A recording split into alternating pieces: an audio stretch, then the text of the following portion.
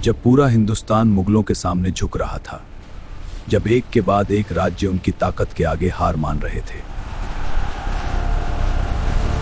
तब असम की ब्रह्मपुत्र नदी के किनारे एक ऐसा योद्धा खड़ा था जिसने इतिहास बदलने की ठान ली थी।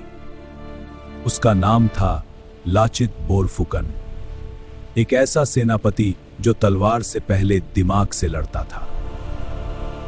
मुगल सेना पूरी तैयारी के साथ आगे बढ़ रही थी, बड़ी बड़ी नावें, भारी हथियार और जीत का पूरा घमंड। लेकिन लाचित ने सीधी लड़ाई नहीं चुनी। उसने अपनी जमीन को ही हथियार बना लिया। ब्रह्मपुत्र नदी ही उसकी सबसे बड़ी ताकत थी। और जैसे ही मुगल सेना नदी के बीच पहुंची, अचानक चारों तरफ से हमला हुआ। तीरों की बारिश। मुगलों की भारी नावें मुड़ नहीं पा रही थी।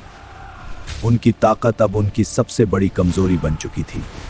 हर तरफ अफरा तफरी मच गई थी। अहोम योद्धा दुश्मन की नावों पर चढ़ गए। तलवारों की टकराहट, चीखें और बहता हुआ खून। पूरा ब्रह्मपुत्र अब युद्ध भूमि बन चुका था।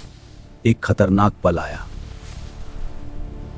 अहोम सेना थोड़ी पीछे हटने लगी।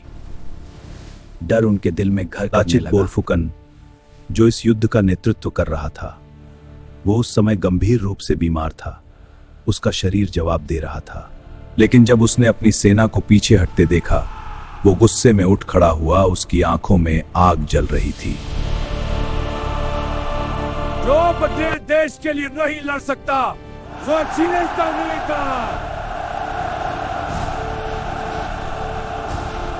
और यह कहकर वो खुद नाव में बैठ गया, कमजोर शरीर लेकिन अटूट हिम्मत।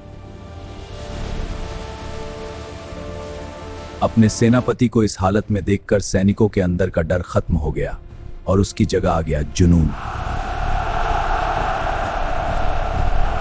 अब यह सिर्फ युद्ध नहीं था, यह सम्मान की लड़ाई थी। हरने या मारने के लिए तैयार था।